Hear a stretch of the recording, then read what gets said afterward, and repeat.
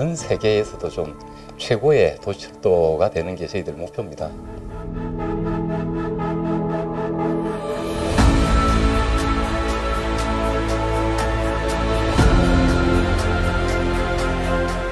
빅데이터 기반의 노선 개편 시스템을 만들어 체계적이고 효율적인 노선 개편 작업을 해나가도록 하겠습니다.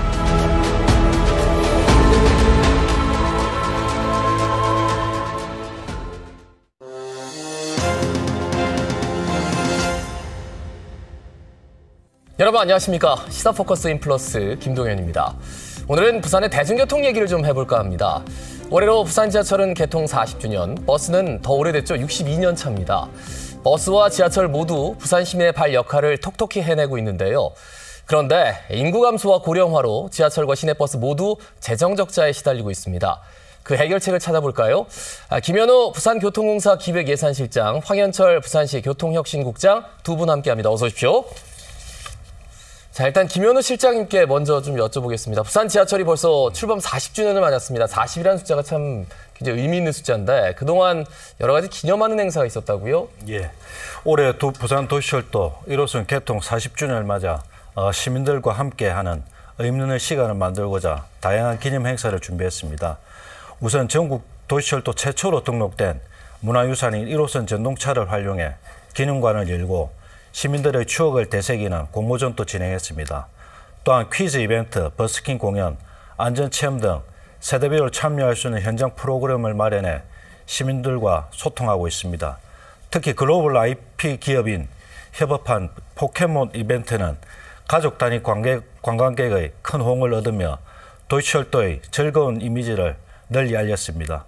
앞으로도 시민들과 함께하는 다양한 행사와 교통 서비스 혁신으로 신뢰받는 부산 도시철도가 되도록 최선을 다하겠습니다. 예, 그러니까 부산 지하철이 출범 40주년을 맞은 걸 오늘 처음 들으신 분들도 있을 거예요. 이렇게 실장님 나와서 말씀하시는 것 자체가 또 기념이 될 것도 같습니다. 그 황현철 교통혁신국장님은 시내버스가 이미 환갑을 지났지 않습니까? 그렇습니다.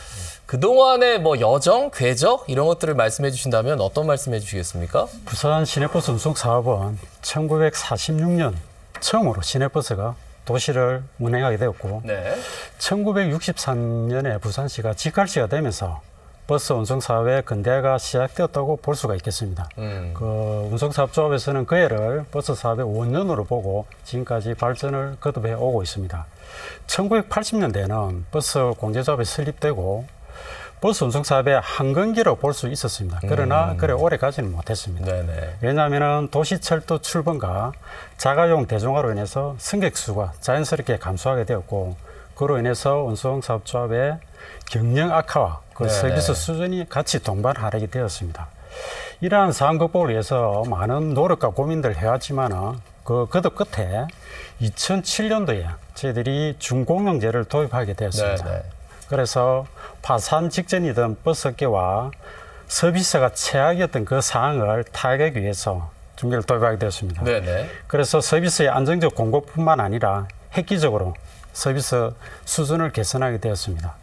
준공영제 시행 이후에 코로나19라는 그 위기도 있었으나 현재 하루 승객 수가 100만 명에 이를 정도로 시민의 발의 역할을 톡톡히 하고 있다고 말씀드릴 수가 있겠습니다. 예. 그러니까 말씀 중에 정말 그 황금기에 이르렀던 버스 시장이 한때 엄청 침체였고, 그 다음에 이제 준공영제가 있고 나서 지금의 아주 깨끗하고, 정말 누가 타도 좀 정말 좋은 그런 교통수단이 된 버스가 됐는데, 차차 그 얘기는 더 나누고요. 부산 지하철이 실제로 지금 얼마나 많이 이용을 하는지, 이용 승객 현황 같은 게 나와 있는지요? 예. 부산 도시철도는 지금 현재 하루 평균 86만 명이 이용하고 있습니다. 이 중 65%가 유임 승객이고 나머지 35%는 무임 승객입니다. 하루 30만 명에 이르는데 주로 65세 이상 경로우대와 복식카드 이용하는 대상자분들입니다. 시간대별로 보면은 출퇴근 시간인 오전 8시 전후 그리고 오후 5시부터 7시 사이가 하루 승객의 25%가 몰리는 가장 혼잡한 시간입니다. 네네. 요일별로 보면은 금요일 이용객이 가장 많고 일요일이 가장 적습니다. 금요일의 경우는 일평균 수송의 한 15% 초과하는 99만 명이 이용하고 있으며 일요일에는 평상시 70% 수준인 한 60만 명 정도가 이용하고 있습니다. 마지막으로 호선별로 살펴보면 1호선은 전체 승객의 한 절반 정도인 49%를 차지하고 있고 다음으로 2호선, 3호선, 4호선 순입니다. 이처럼 시간, 요일, 노선별로 다양한 특징을 보이고 있으며 부산도시철도가 시민 생활과 긴밀히 연결되어 있음을 알 수 있습니다. 예, 하루 평균 86만 명. 저도 대표적인 그 사람 중에 하나인데 충분히 공감합니다. 근데 지하철 버스 이용객이 늘 얘기하는데 줄었다 뭐 이런 얘기를 해요. 실제로 고민도 많았고. 그래서 대중교통 활성화를 위한 대책들 대표적으로 떠오르는 게 이제 동백패스인데 예, 여기에 대해서 좀 말씀해 주시죠. 예, 저희들이 대중교통 활성화를 위해서 많은 노력을 기울이고 있다는 말씀을 먼저 드리고 가장 최근에 큰 성과를 내고 있는 두 가지를 제가 말씀을 드리겠습니다. 먼저 전국 최초로 대중교통 통합 할인 제도로 할 수 있는 동백패스 제도입니다. 23년 8월에 저희들이 도입을 해서 현재까지 75만 명이 사용을 하고 있습니다. 네네. 그 부산연구원 설문조사 결과에서도 일반 시민의 93%가 만족한다는 응답을 하고 있습니다. 네네. 그리고 동백패스 사용에 따라서 연간 700억 정도의 환급금이 시민들에게 돌아가고 있습니다. 그 700억으로 인해서 경제적 파급 효과가 3천억 원에 달하고 있기 때문에 부산 지역 경제도 상당히 긍정적 효과를 나타내고 있다고 볼 수가 있겠습니다. 네. 지난 7월부터는 저희들이 실물 카드를 모바일 동백패스로 시행할 수 있도록 그를 통해서 시민들의 이용 편의성을 높이고 또한 그 승하차 패턴을 저희들이 분석해서 다음에 노선 개편을 할 때 과학적 데이터로 활용하겠다는 말씀을 드리겠습니다. 또 하나 대표적인 활성화 정책으로 수요 응답형 교통이라 할 수 있는 타바라라고 있습니다. 소위 말하는 부르는 버스라고 보시면 되겠습니다. 그 일정한 노선이 없이 승객이 모바일 앱을 통해서 호출을 하면은 그 자기가 원하는 정류소에 승하차할 수 있는 그런 시스템이 되겠습니다. 그 실제 수요에 따라서 운행되기 때문에 경영 효율성이 상당히 높아질 것으로 판단하고 있습니다. 네네. 작년부터 저희들이 오시리아 관광단지를 중심으로 해서 시범 운행 중이라는 말씀드리고 올해 8월부터는 좀 더 확대해서 해운대 송정동이라든지 강서구의 명지동이나 가덕도까지 신설을 운행하고 있습니다. 타바라에 대한 설문조사 또한 시민들께서 90% 이상 만족도를 높이고 있습니다. 그래서 타바라는 향후에 대중교통 수단의 보완적 수단으로 될 것으로 저희들이 기대하고 있습니다. 저도 오시리아역에서 내려가지고 당장 이제 버스를 타려고 이제 검색하는 것보다 타바라 그 앱 깔아가지고 부르니까 다변한 가게 정말 좋더라고요. 그리고 뭐 거기서 맛있는 거 먹다가 이제 대중교통 이용해서 돌아오기도 편하고 그런 것들이 많이 조금 홍보가 됐나 보죠? 예, 지금 홍보를 통해서 시민들이 많이 이용을 하고 있고 저희들이 점진적으로 그걸 확대하려고 계획하고 있습니다. 지하철 쪽도 동백패스 때문에 좀 많이 승객이 늘었죠? 어떻습니까? 예, 그 영향을 받아서 나름대로 지금 계속적으로 승객은 유입되고 있는 상태입니다. 그죠. 그래서 아마 동백패스에 거는 기대가 상당히 많은데 뭐 데이터 이런 것들도 충분히 좀 이용할 수 있다. 그렇습니다. 노선 변경은 추후에 또 말씀을 좀 나눠야 될 것 같은데. 예, 노선 개편에 저희들이 실시간 데이터라든지 가격 데이터 분석을 통해서 효율적으로 사용하려고 계획 중에 있습니다. 자, 그러면 이번에는 저 부산 지하철 노선 그리고 역 이런 것들 한번 얘기를 해보겠습니다. 김 실장님, 부산의 지하철 운영 현황이 다른 도시들에 비해서 어느 정도 수준이라고 판단하면 좋을까요? 예, 저희 부산 도시철도는 1985년 1호선 17개 역을 시작으로 해서 현재는 4개 노선에 114개역을 운영하고 있습니다. 규모 면에 있어서는 서울에 이어서 국내에서 두 번째로 보시면 될 것 같습니다. 현재 부산 도시철도 수송 분담률은 약 19% 수준으로 서울 도시철도의 44.7%에 비해서는 조금 낮은 수준입니다.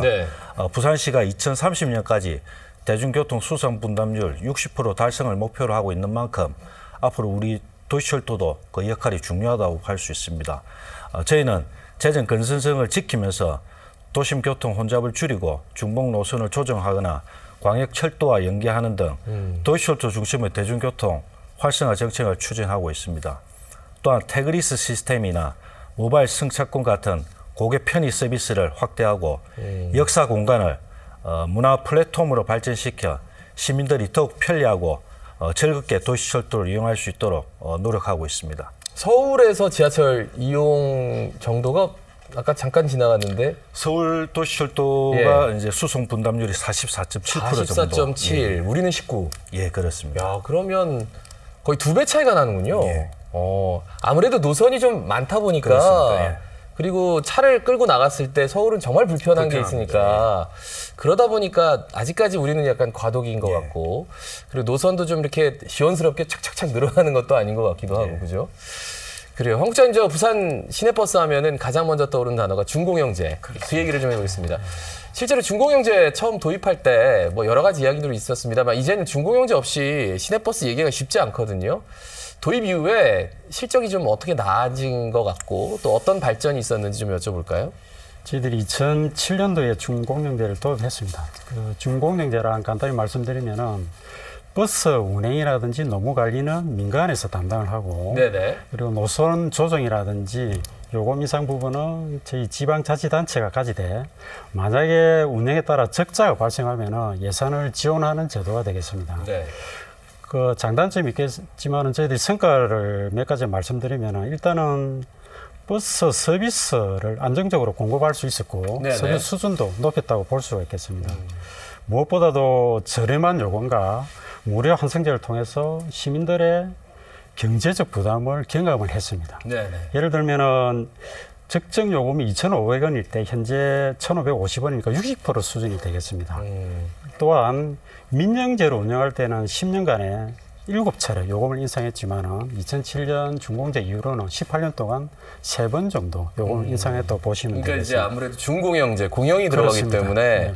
정말 요금 인상하기 너무 어렵다 그런 이런 얘기도 부분이 있어요. 있습니다. 예. 그에 따라서 시민들은 상대적으로 경제적 부담은 덜었다는 말씀을 그렇죠. 드리고 물론이죠. 예. 그 또 하나 성과로 볼 수 있는 거는 민영제에서는 운행 깊이라든지 교통 사각지대 부분에 있어서 정책적인 노선이라고 그러는데 공급이 힘들었습니다. 네네. 그러나 준공제로 인해서 신난 노선이라든지 그 정책 노선을 확대를 함으로써 교통 서비스를 받지 못하는 열악한 지역의 주민들의 혜택을 많이 주었다고 볼 수가 있고 또 한 가지 볼 수 있는 거는 교통사고 건수가 확 줄었습니다.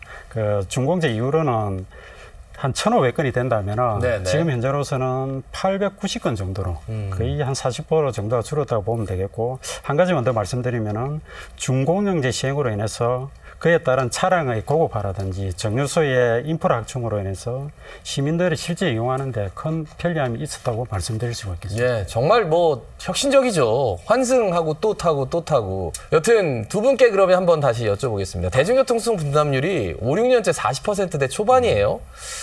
40% 아까 19%라고 하셨는데 지하철은 그 지하철과 시내버스 연계를 위한 노력 뭐 어떻게 기울이고 있는지 그것도 좀 소개해 주실까요? 예. 대중교통 분담률 높이기 위해서는 도시철도하고 버스가 긴밀하게 연결되어야 봅니다. 저희 공사는 도시철도 역 출구마다 버스 번호를 안내해서 시민들이 원하는 방향으로 쉽게 환승할 수 있도록 하고 있습니다. 또한 신규 도시철도 노선이 개통되면 버스 정류장을 역 가까이 배치하도록 부산시와 협의하는 등 환승 편의를 위해 꾸준히 노력하고 있습니다. 아울러서 카카오 지도 등 모바일 플랫폼을 통해 도시철도 이용 정보와 시설 정보를 제공하고 있으며 앞으로는 부산역 마스와 연계한 도시철도와 버스를 포함한 다양한 교통수단을 하나의 서비스처럼 이용할 수 있는 환경을 만들어 나갈 계획입니다. 카카오 지도 같은 모바일 플랫폼이요? 예. 이건 뭡니까? 현재는 작년에 저희가 이제 부산 카카오 모빌리티하고 업무 협약을 통해 가지고 예. 실시간 열차 정보라든지 교통약자 편의 정보 이런 것들이 지금 나가고 있고 그 외에도 이제 네이버 지도라든가 카카오 앱을 통해 가지고 네네. 주변에 이제 그 동선이나 이런 걸 확인할 수 있는 그런 서비스도 금년 5월에 또 추가로 좀 시행 중에 있습니다. 아, 그렇죠. 저도 좀 이용을 해본 것 같아가지고 아, 그거였구나라는 생각이 들어서 여쭤봤습니다. 같이 이렇게 연계할 수 있는 노력 어떤 걸 진행하고 계시는지요? 버스 쪽에서는? 아까 수송 분담률에 대해서 네네네. 잠시 말씀드리면은 대중교통 수송 분담률은 실장님 말씀하셨던 지하철뿐만 아니라 버스까지 합쳐서 현재 44.6%를 기록하고 있습니다. 그래서 지속적으로 소폭이지만은 조금씩 늘고 있다는 말씀을 드리고 저희들이 수송 분담률 제고를 위해서 사실 무엇보다 중요한 거는 도시철도와 연계가 효율적으로 이루어져야 한다고 생각합니다. 네네. 그래서 저희들이 도시역을 중심으로 해서 시내버스 노선을 체계적으로 재배치를 하고 있고 네. 그로 인해서 시민들이 경제적 부담 없이 그리고 편리하게 한성을 통해서 목적지까지 이동할 수 있도록 저희들이 구축을 하고 있습니다. 네네. 그 시에서는 2015년도에 대중교통 전면 무료 한성제를 시행해왔고 이번 달 19일부터는 김해와 양산을 아울러서 한성 무료화를 확대할 예정입니다. 또한 실시간 버스 정보라든지 정수 편의 시설이라든지 한성센터를 주요 거점에 만들어서 시민 편의를 더욱더 향상시키고 있다는 말씀을 드리겠습니다. 예. 근데 저는 이제 시내버스를 이용하는 측면도 있고 지하철도 이용하지만, 그러니까 시내버스 그 노선이 이제 뭐 변경을 한다 하지만 뭐 임팩트 있게 막 변경이 안 되는 것도 있는 것 같아가지고, 왜냐면 이제 같은 지하철 노선이 다니는데 똑같은 노선들이 계속 이제 좀 중복된다 이런 의견도 있거든요.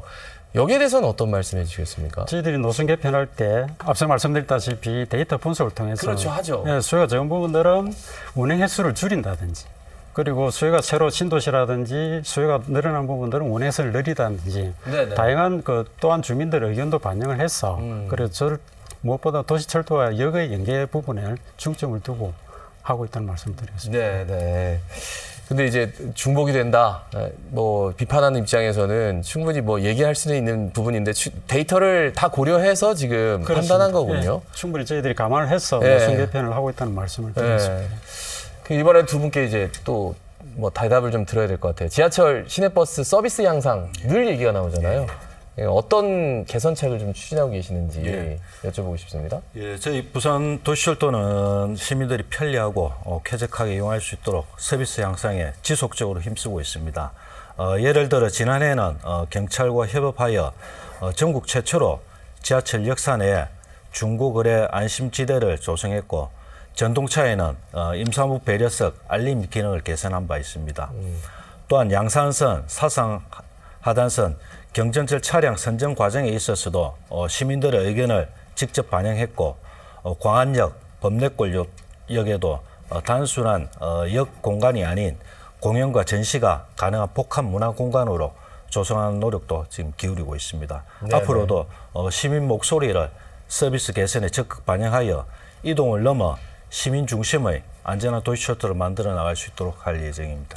자, 그러면 그 지하철은 그렇고 그 시내버스는 어떻습니까? 그 제가 기억하기로는 그 시내버스가 코로나 때 정말 노력 많이 했거든요. 네, 많이 힘들었어요. 그 앞에 그 환기도 그렇고 정말 그렇습니다. 여러 가지로 경주하는 모습들이 있었는데 요즘 어떤 개선책을 추진하고 계시는지요?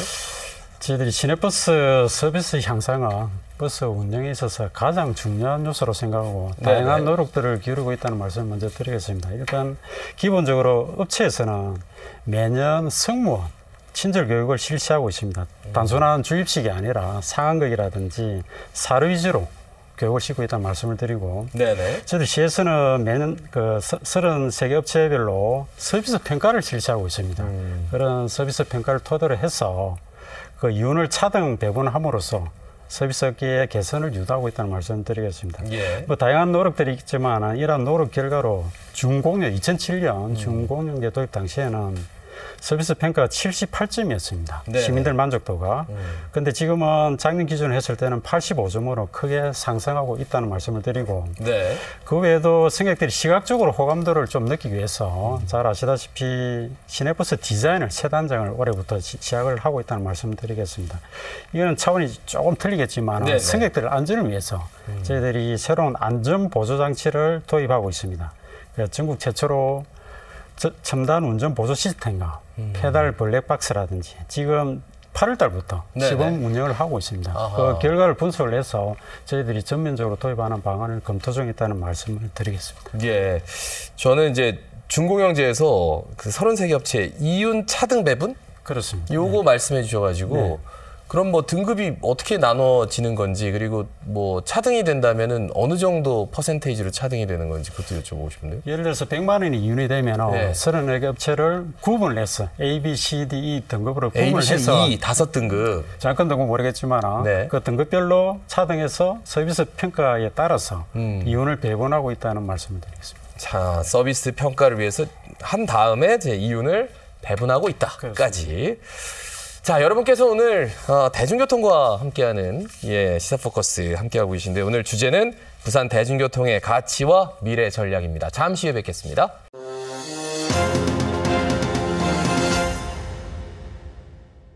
자, 출범 40주년을 맞은 부산 지하철, 그리고 도입 62주년을 맞은 부산 시내버스, 부산 대중교통의 역사와 가치를 좀 알아보고 있습니다. 이제부터는 가장 좀 중요한 얘기가 될 것 같습니다. 김현우 기획예산실장님, 오래전부터 나온 얘기입니다. 이 부산 지하철 재정 적자 심각하다는데, 그 원인 그리고 뭐 해결책 뭐 어떻게 생각하고 계시는지 좀 여쭤볼까요? 부산 도시철도 재정 적자는 단순한 운영 문제를 넘어 고령화로 인한 무임 승객 증가와 전기, 수도요금 상승 등 구조적인 요인에서 비롯되고 있습니다. 지난해 운임을 인상했음에도 불구하고 적자가 심화되고 있으며 네네. 현재 승객의 35%가 65세 이상 어르신이나 복지카드 이용자로 고령화가 진행될수록 적자폭은 더 커질 것으로 전망됩니다. 이 문제는 사회적 구조적 현상으로 공사 단독으로 할 수 있는 데는 한계가 있어 현재 타 도시철도 기관과 협력하여 정부와 국회에 PSO 국비 보전을 지속적으로 요청하고 있는 상태입니다. 또한 내부적으로는 재정지원금 산정 기준 개선, 또 신규 국비 사업 발굴, 에너지 절감 등 자구 노력을 병행하고 있으며 네. 재정 건전성 확보에 최선의 노력을 다하고 있습니다. 앞으로도 재정 건전성을 꾸준히 확보하고 안정적인 운영을 바탕으로 도시철도가 내실 있게 다질 수 있도록 최선을 다하겠습니다. 그러니까 고령화, 특히나 무임승차 연령을 이제 높이는 이야기는 이제 국가적인 이야기니까 그건 그것대로 가는데, 어쨌든 그게 되기 전까지는 사회적 합의도 이루어져야 되고 좀 더 많은 예산을 따와야 되기 때문에 국회에서 그 나름대로 좀 준비를 이어가고 있다. 근데 듣기로는 제가 그 코로나19 때 그 승객이 많이 감소한 다음에 그 다음부터 이제 사람의 습이라는 게 있잖아요. 이게 운전하는 습관이 생기면서 조금 많이 줄었다. 근데 그게 좀 회복이 안 되더라. 뭐 이런 얘기가 있던데 맞습니까? 그렇습니다. 코로나 이전인 1919년 기준으로 했을 때 일평균 승객 93만 명 정도였고, 그 이후에 점차 이제 빠졌던 게 2019년. 조금씩 회복 추세인데 작년 기준으로 86만 명. 그래서 당초 저희가 예상했던 것보다는 좀 더 길어져야, 시간이 좀 더 가야 코로나 이전 승객 수준으로 올라오지 않겠나, 그런 예상을 하고 있습니다. 뭐 시내버스도 좀 그렇습니까? 예, 그런 추세요. 유사하다 보시면 되겠습니다. 예, 거의 뭐 많은 분들이 조금 돌아와야 되는데 참 돌아오질 않으시네요. 코로나 이후로는 조금씩 회복되고는 있습니다. 네. 시내버스 뭐 재정 지원, 이건 뭐 하루 이틀 얘기는 아닙니다. 그렇습니다. 이거 뭐 준공영제를 제대로 해야 된다. 뭐 지방 정부 바뀔 때마다, 시의회 바뀔 때마다 이거 다시 들여다본다는데 늘 비슷하거든요. 근데 그 시내버스의 재정 지원 계속 늘고 있고, 해소를 위한 대책 어떤 것들을 추진하고 계시는지요? 예, 준공영제 시행에 따라서 많은 장점들이 있었지만 재정 지원 부담에 대해서는 시에서도 많은 고민을 하고 있습니다. 네네. 저희들이 분석하기로는 전가오에는 크게 두 가지 측면에서 저희들은 보고 있습니다. 먼저 정책적 면을 보면은 현재 지금 적정 요금의 60% 수준에 머물고 있습니다. 그래서 수입 요금이 감소가 되고 있습니다. 둘째로 보면은 대중교통 무료 환승에 따라서 작년 기준으로 했을 때 약 1,300억 원에 달하고 있습니다. 적자 부진이. 또한 그 인구가 없는 외곽 지역이라든지 심장 노선 등 정책적인 노선 확대로 인해서 수익성 저하도 큰 요인으로 볼 수가 있겠습니다. 또한 저희들이 사회적 요인으로 봤을 때는 승용차는 매년 증가를 하고 있고 인구는 감소를 하고 있습니다. 따라서 승객들이 감소를 한다고 볼 수가 있겠습니다. 그것뿐만 아니라 통상임금 확대 등으로 인해서 운전자 임금이라든지 유류비라든지 그런 상승 비용도 큰 요인으로 꼽을 수가 있겠습니다. 그 외에 지난번 코로나로 인해서 그 수입이 대폭으로 감소되었다는 말씀을 추가로 드리고, 이에 대한 저희들이 재정적자 대책 방안으로는 여러 가지를 검토하고 있지만 일단 무엇보다도 적정 요금에 대한 인상 검토를 해야 되겠고. 또 인상입니까? 아직까지는 아니지만 검토를 항상 해오고 있다는 말씀드리고, 늘 검토할 때마다 덜컥덜컥 우리 시민들은 또 검토한다는 얘기만 나오면 그런 말씀 많이 듣죠. 그렇습니다. 예, 사실상 서두에서 말씀드렸다시피 민영제일 때는 10년간 7번을 올렸지만 그렇죠. 중공기에 18년간은 3번 세 정도밖에 번. 못 올렸습니다. 그래서 요금 인상 부분에 대해서도 신중하게 검토하고 있다는 말씀드리고 네. 무엇보다도 서비스 질을 개선을 해서 이용객 증가 노력이 필요하다고 저는 보고 있습니다. 기획예산실장께서도 말씀하셨지만은 도시철도 PS 국비 확보 그 부분도 말씀하셨지만은 시내버스 부분도 공공재 성격이 강하다고 볼 수가 있겠습니다. 네네. 그래서 재정 적자부 모두를 지자체에서만 감당하기보다는 정부의 적극적인 국비 지원이 필요하다고 봅니다. 그래서 지원 근거 마련을 위해서 법안이 국회에 계류 중입니다. 계류 네네. 중인 만큼 좋은 결과가 나올 것으로 저희들은 기대를 하고 있고 또 다른 측면에서 보면은 저희 시에서는 경정 효율을 위해서 부산연구원이나 시민단체들과 함께 네네. 이용수에 비해서 공급이 많다 보니까 버스 감차라든지 운영 방식의 변경이라든지 모든 가능성을 열어두고 재정 절감 방안을 마련 중에 있다고 말씀드리겠습니다. 그러니까 버스 감차 얘기해 주셔가지고 예. 지금 버스 감차를 어느 정도나 예상하고 계십니까? 지금 구체적인 숫자는 아직 나오지는 않지만 예. 인구가 줄고 이용객이 줄다 보니까 그렇죠. 그리고 도시 철도가 확대되다 보니까 공급이 당연히 늘어나고 수요가 줄고 있습니다. 그래서 그 규모에 대해서는 저희들이 연구 분야라든지 시민단체에서 지금 신중하게 검토를 하고 있고 어느 정도 계략적인 숫자가 나오면 저희들이 조금 더 같이 분석하는 형태로 그렇게 할 예정입니다. 그러니까 버스 회사를 운영하시는 분들도 있잖아요. 그렇습니다. 그러면은 버스가 감차되면은 그만큼 본인들이 가져갈 수 있는 수익도 감해지는 겁니까? 현재로서는 감차 부분에 대해서 저희들이 감차 보상금이라고 택시에서 감차 보상하듯이 버스 감차 부분도 저희들이 도입하려고 예정하고 있습니다. 네.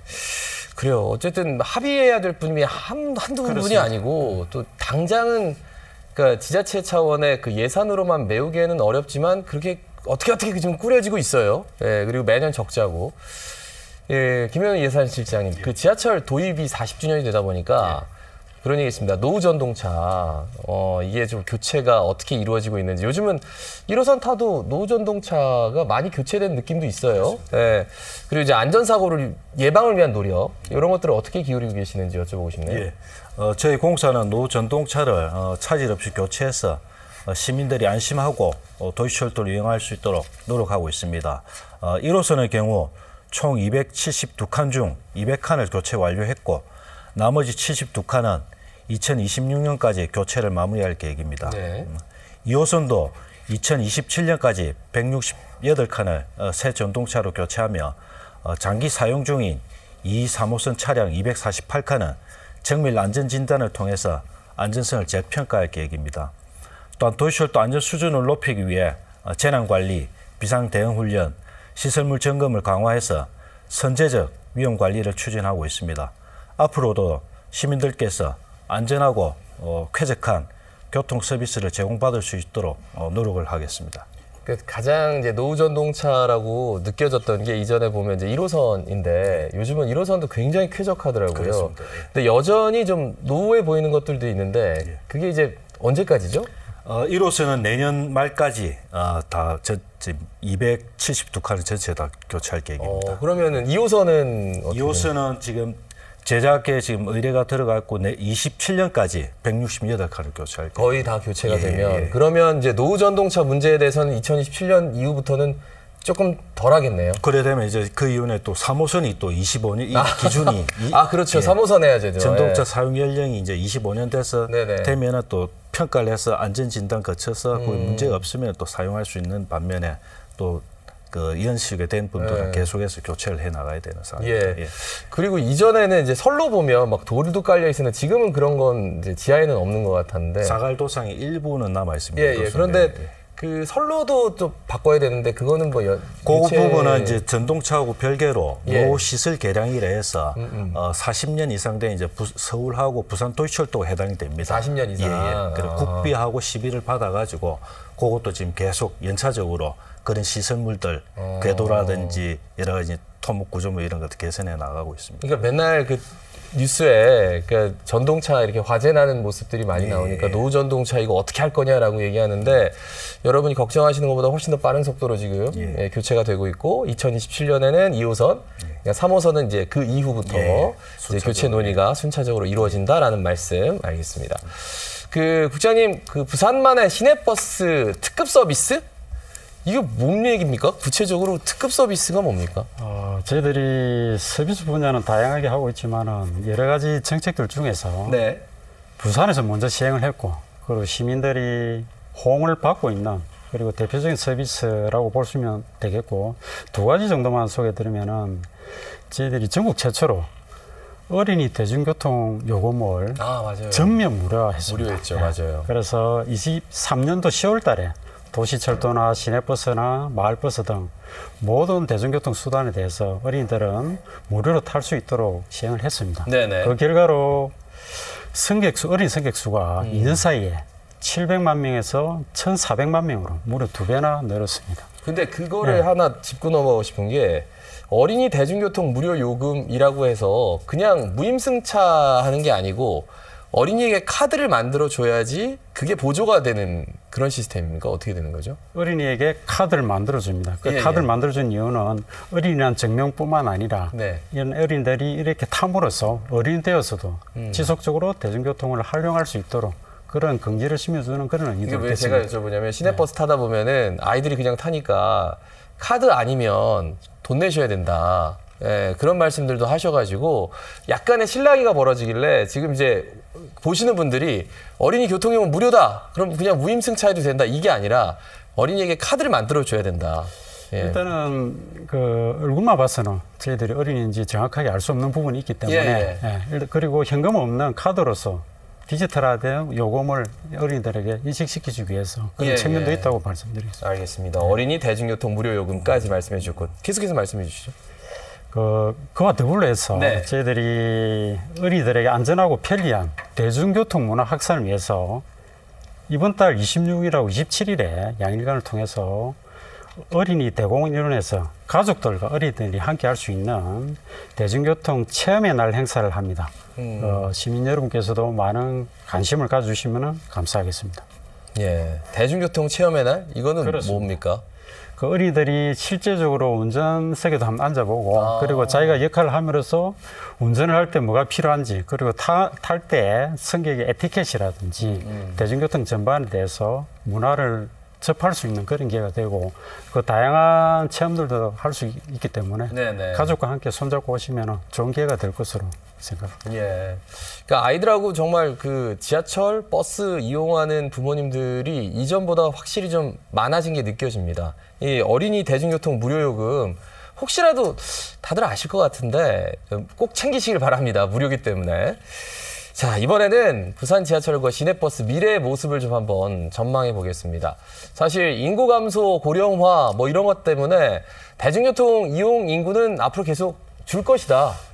이건 뭐 누구나 예상할 수 있는 부분인데 그러면은 뭐 이렇게 해서 서비스를 개선하고 늘리고 이런 것도 중요하지만 어떻게 좀 적절하게 줄이면서 또 서비스는 떨어지지 않게 하는가 이게 굉장히 중요할 것 같아서 이를 위한 대비책 어떻게 준비하고 계시는지 좀 소개해 주실까요? 저희 공사 같은 경우는 앞으로 이제 대중교통 이용 인구는 조금씩 계속 좀 줄지 않겠나 예상이 됩니다. 반면에 고령층이라든지 관광객 비중은 좀 늘어날 것으로 예상을 하고 있습니다. 이에 따라서 우리 공사는 안전 편의 시설을 지속적으로 개선하고 있습니다.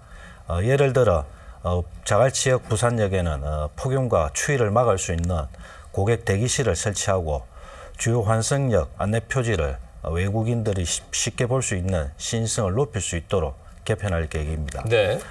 또한 고령층 이용 증가로 인한 중대재해 취약 분야를 집중 관리해서 안전사고 예방에도 힘쓰고 있습니다.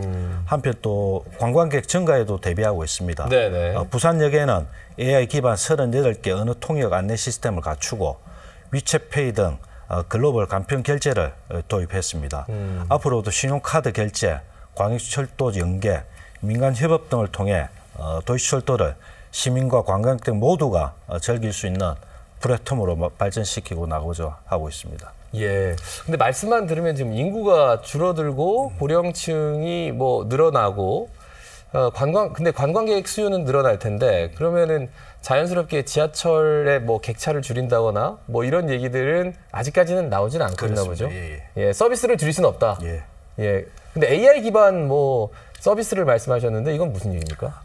부산역에 이제 외국인 관광객들이 이제 그 KTX를 타고 이제 내려오시면은 물론 뭐 앱으로 보실 수도 있는데 거기에 이제 저희 그 AI 기반한 이제 통역 시스템을 해서 그쪽에 직접 직원이 저희가 가지 않더라도 본인이 그 해당 자기 외국어를 선택하셔가지고 AI로 자기 궁금한 거 어디 위치라든지 가고 싶은 이런 것들 좀 검색해서 바로 이제 될 수 있는 그런 시스템도 갖추고 있습니다.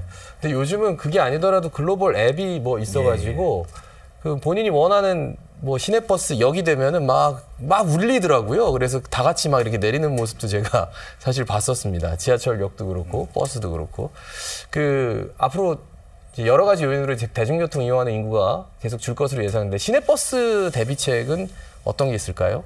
지금 산술적으로 볼 때 저출산 고령화에 따라서 그 인구가 감소되고 있고 이에 따라서 이용객 감소도 이어지는 게 분명할 것으로 저희들은 판단하고 있습니다. 그래서 운영의 효율성 측면과 그리고 이용객 감소 측면을 나눠서 볼 때 저희들은 운영의 효율성을 강화하기 위해서 최근에 시민단체에서 발표도 있었지만은 버스 운송 사업의 적정 수준 유지를 위한 차량 감차라든지 운석계 통폐합 등 사실 그런 부분에 대해서 신중하게 검토하고 있다는 말씀드리고 또한 그 버스 노선 개편의 효율화 극대화를 위해서 그 자가용 이용자를 대중교통으로 전환하는 시책도 적극적으로 시행 중에 있습니다. 또 다른 측면에서 도시 외곽 부분에 있어서는 지금 수요가 적기 때문에 일반 정규 노선을 투입하는 것보다는 앞서 말씀드렸다시피 부르는 버스라고 부르는 DRT라고 수요 응답형 버스라고 있습니다. 그러한 대체적인 그 대중교통 수단을 투입해서 운영의 효율성을 높여 나가려고 하고 있습니다. 그 앞서에도 말씀드렸다시피 연구기관이라든지 시민단체라든지 유관기관과 함께 대중교통 전반에 대해서 요금 제도 변경뿐만 아니고 사업 규모 조정이라든지 모든 가능성을 열어두고 저희들이 전반적인 재검토와 함께 구체적인 개선 방안을 마련하기 위해서 지금 준비 중에 있다는 말씀을 드리겠습니다. 그 운영의 효율성을 말씀해 주시면서도 이제 감차를 굉장히 조심스럽게 말씀해 주시는 게 감차가 되면 그다음부터 이제 배차 시간이 또 늘어나게 되고 기존에 이용하시는 분들도 그러니까 그런 것들을 노선을 이제 변경을 통해서 좀 보완을 해야 되는데 정말 디테일한 뭔가 합의가 필요할 것 같네요. 데이터를 중심으로 해서 그죠? 그렇죠. 과학적 데이터가 분명히 필요할 것으로 판단되고 그리고 신도시라든지 인구 감소 지역이라든지 그런 부분까지 고려를 해서 신중하게 검토해 나가야 될. 부산시 입장에서는 그런데 이제 대중교통 얘기가 나오면 고민이 많은 게 지금 자가용을 이용할 수 있는 구간이 점점 더 많아지거든요. 뭐 대심도도 뚫리고 도시고속도 뚫리고 이러면서 한편에서는 자가용 이용객들을 더 이제 편안하게 해주는 시설을 늘려놓고 다른 한편에서는 대중교통은 좀 더 늘려야 되고 그 자가용 이용하는 사람들 좀 불편하게 해야 된다. 이런 논리들이 이제 좀 상충하는 것 같아가지고 여기에 대해서는 어떤 말씀해 주시겠습니까? 저희들은 자가용 이용자뿐만 아니고 대중교통 이용자 다 같은 시민이기 때문에 모두가 서비스를 누릴 수 있도록 기반 인프라 시설은 기본적으로 갖추어 나갈 계획입니다. 단지 대중교통은 자가용보다는 모두가 이용하는 시설이기 때문에 대중교통을 중심으로 조금 더 비중을 둔다 보시면 되겠습니다. 그래서 대중교통 서비스라든지 앞서 말씀드렸다시피 도시철도와 연계 부분이라든지 그리고 노선의 효율성이라든지 다양한 부분에 있어서 대중교통 활성을 위해서 노력해 나간다는 말씀을 드리겠습니다. 그래서 이제 또 이런 얘기도 나옵니다. 좀 이제 답답한 분들은 중공영제 1호 싹 다 갈아엎어야 되는 거 아니냐 이런 얘기까지 하는 분들도 있어요. 개중에는 그분들께는 어떤 말씀해 주시겠습니까? 사실 중공영제가 눈에는 보이지 않지만 저희 시민들이 많은 혜택을 보고 있습니다. 그게 몸에 체득이 됐기 때문에 그 이면에는 재정 부담 부분이라든지 좀 단점도 조금씩 드러나고 있습니다. 그런 단점 부분들이 장점을 넘어설 수는 없습니다. 그렇기 때문에 저희들이 중공영제의 단점을 보완을 해서 좀 더 발전시켜 나가는 거지 네네. 준공영제 자체를 없애려고는 하지는 않고 있습니다. 예. 그러니까 뭐 초과상감 태운다고 예. 벼룩 때문에 그럴 필요는 없죠. 지금까지 잘 만들어온 준공영제를 어떻게 좀 잘 발전시키고 효율화시키느냐가 중요하다라는 말씀.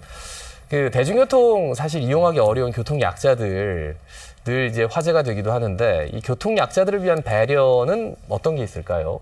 예, 저희 부산 도시철도의 경우는 교통 약자분들이 안전하고 편리하게 이용할 수 있도록 승강기 추가 설치 등 시설 개선에 최선을 다하고 있습니다. 부전역, 괴전역에는 에스컬레이터, 엘리베이터를 새로 설치하고 덕천역은 에스컬레이터 개량 공사에 착수했습니다. 또한 사상역 등 3개역의 노후 엘리베이터 6대를 교체했고 주요 역사 에스컬레이터 안전장치를 보강했습니다. 아울러 승강 설비 수리 상황을 사전에 알리는 문자 알림 서비스를 운영해 이용자 불편을 최소화하고 있습니다. 또한 휠체어 이용 고객 등 교통약자분들의 안전을 위해서 승강장과 열차 간격이 넓은 역사에는 네네. 자동 안전 빨판을 지금 순차적으로 확대 설치하고 있는 중입니다. 네네. 앞으로도 교통약자를 위한 인프라를 지속적으로 확충해 누구나 안심하고 이용할 수 있는 도시철도를 만들어 나가도록 하겠습니다. 네네.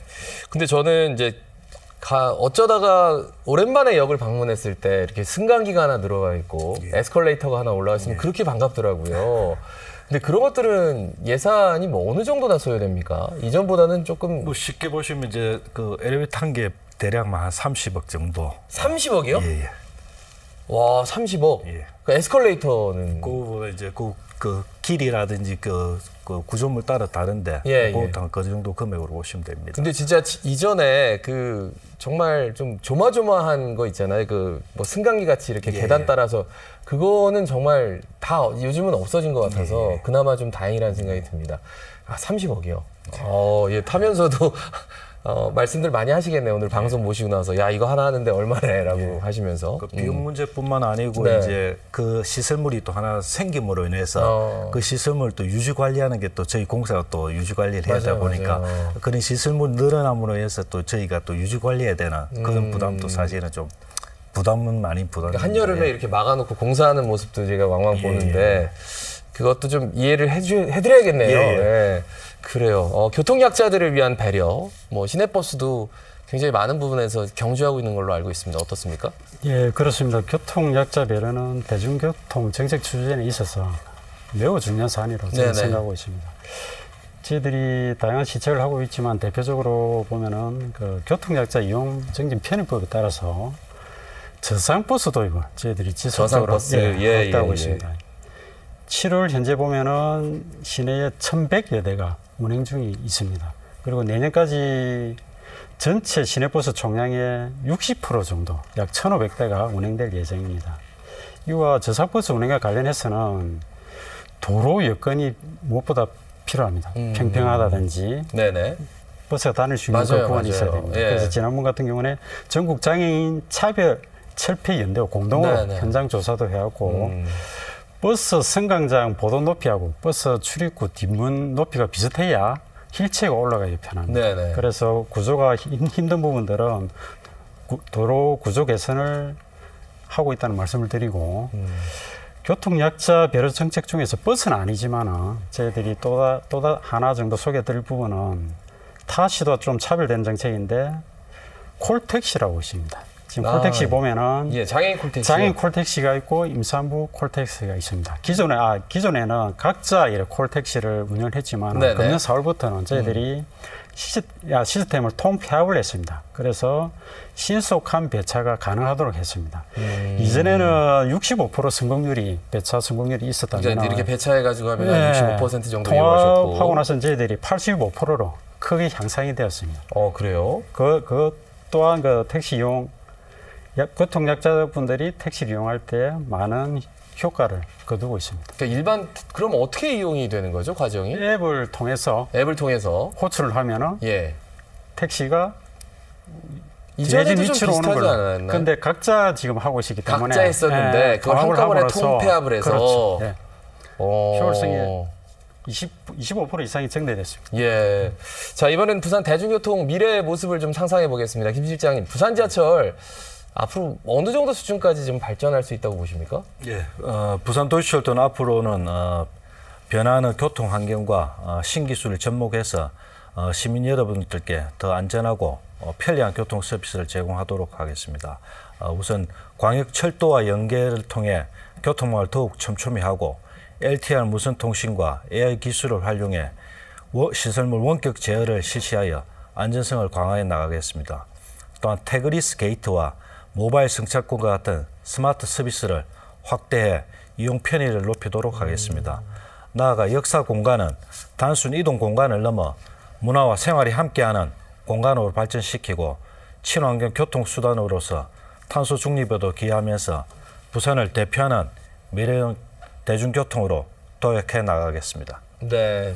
저는 보면서 태그리스 게이트 많이 말씀해 주셔가지고 요거는 뭐 어떻게 이용하는 겁니까? 요거는 이제 기존에는 이제 저희 승강장에 이제 대합실 통해서 이제 승강장 하시기 위해서는 카드라든지 이렇게 돼야 되는 접촉을 거죠? 해야 되는데 요거는 이제 접촉 없이 그냥 지나가면 돼요? 통과하시면 고속도로에서 이제 하이패스처럼 하이패스 통과하면 그런 시스템 지금 범내골에 시범으로 금년 3월에 시범으로 설치해서 지금 테스트는 계속 하고 있습니다. 그런데 이제 좀 더 완벽하게 시스템이 갖춰져야만 저희가 시민들께 이용할 수 있도록 하기 위해서 여러 테스트를 하고 있습니다. 제 지갑에서 그냥 그 카드만 있으면 지나가기만 하면 자동 결제가 되는 뭔가 좀 무임승차하는 것 같은 느낌은 있겠네요. 그죠? 그런 시스템을 안전하게 좀 갖추기 위해서 지금 시범 문제. 알겠습니다. 지금 뭐 여러 가지 부산 지하철 뭐 여러 가지 좀 첨단 시스템 말씀해 주셔가지고 시내버스에도 도입될 첨단 기술들 어떤 것들이 있는지 좀 여쭤보고 싶어요. 조금 전에 말씀하셨던 태그리스에 대해서 좀 부가적으로 설명드리면 말씀하십시오. 네. 그 버스 도시철도 다 같이 할 겁니다. 저희들이 보통 자가용 같은 경우에 하이패스 있죠. 하이패스처럼 어퍼를 스마트폰에 깔면 출입할 때 요금이 자동 결제되는 그런 방식이라 보시면 되겠고 내년 상반기까지 저희들 기장하고 해운대 일원에 특구 지역을 지정해서 시스템을 도입하고 단계적으로 확대할 계획입니다. 그 기장과 해운대 지점에 351개 지점에 저희들이 도입을 하고 버스 같은 경우에 그리고 도시철도는 장삼, 센텀, 해운대 지역에 저희들이 시범적으로 운행할 예정을 일단 말씀을 드리겠습니다. 앱을 깔면 그냥 지나가면 되는군요. 그렇습니다. 스마트폰에 깔면 자동으로 결제가 되는 그런 시스템이 되겠습니다. 일일이 찍지 않아도. 태그리스. 찍지 않아도 그러면 환승 같은 거는 어떻게 그냥 자동으로 됩니다. 다 돼요? 언제 가장 편리한가 하면 양손에 물건을 들었거나 어린애를 안고 있거나 손을 못 쓸 경우에 자동으로 지나가시면 되겠습니다. 언제부터 되는 겁니까? 지금 내년 상반기에 저희들이 특구 시범 지역 이후에 빠르면 27년 정도 되면 도입을 하려고 지금 계획 중에 있습니다. 그 외에 첨단 시스템도 알려주십니까? 그 외에 한두 가지 말씀드리면 이제 자율주행버스가 지금 오시리아에게 그러고 보니까 자율주행 버스 있었네요. 그렇습니다. 지난번에 언론에도 나왔지만 현재는 운전자가 보조석에 있는 레벨 3라고 그러는데 형태로 운행되고 있습니다. 그런데 지속적으로는 레벨 4까지 운전자가 아예 없는 거죠. 그런 형태로 운행되기 때문에 저희들이 선제적으로 시범적으로 운영하고 있다는 말씀을 드리고 한 가지 더 소개를 드릴 미래 첨단 시스템으로는 그 부산형 마스라고 있습니다. 부산형 마스. MAS인데 하나의 플랫폼에서 모든 모빌리티 수단이 버스라든지 철도라든지 그다음에 기차라든지 검색도 가능하고 예약도 가능하고 결제가 가능한 그런 시스템을 구축을 하려고 하고 있습니다. 그렇게 되면은 대중교통과 뿐만 아니고 강력교통까지 연계가 가능해서 시민들이 편리하게 획기적으로 서비스를 누릴 수 있을 그러니까 탈 때 타는지도 모르고 탈 수 있게끔 웹 하나에 그냥 검색도 하고 예약도 하고 자동으로 결제가 되는 시스템이 되겠습니다. 정말 편하겠네요. 많은 분들이 대중교통을 조금 더 이용하는데 훨씬 정말 혁명적으로 편해지는 그런 느낌이 있습니다. 자, 이렇게 두 분 말씀 들으니까 지금까지 뭐 재정 문제만 천착했던 그 수많은 이야기들이 그게 아니다. 이렇게 발전하고 있고 우리 생활에 굉장히 밀접하게 다가와 있고 앞으로도 계속 발전할 것이다. 이런 생각이 드는데 마지막으로 두 분께 우리 시민들께 한 말씀씩 마무리 발언할 시간을 드리겠습니다. 일단 국장님부터 마무리 발언 좀 예, 대중교통은 시민의 일상생활과 뗄 수 없는 가장 밀접한 분야입니다. 그리고 부산이 글로벌 후보 도시로 나아가기 위한 중요한 요소라고 생각합니다. 2024년 기준으로 대중교통 수송 분담률이 44.6%로 2007년 준공영제 시행 이후에 가장 높은 수준을 보이고 있습니다. 그리고 지속적인 대중교통 정책이 가시적인 효과가 나타나고 있다는 반증이 되겠습니다. 최근에 인건비라든지 유류비가 운송 비용의 지속적인 증가로 인해서 재정 부담도 커지고 있는 것은 사실입니다만 저희들이 이 시점에서 대중교통의 지속 가능성을 확보하기 위해서 재정금이 필요한 시점이기도 합니다. 네네.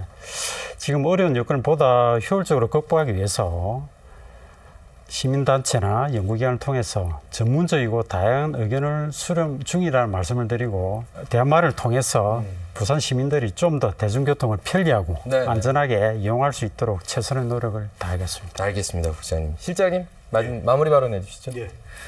부산 도시철도는 지난 40년 동안 도시의 균형 발전과 시민 생활의 안전과 편의를 책임지며 쉼없이 달려왔습니다.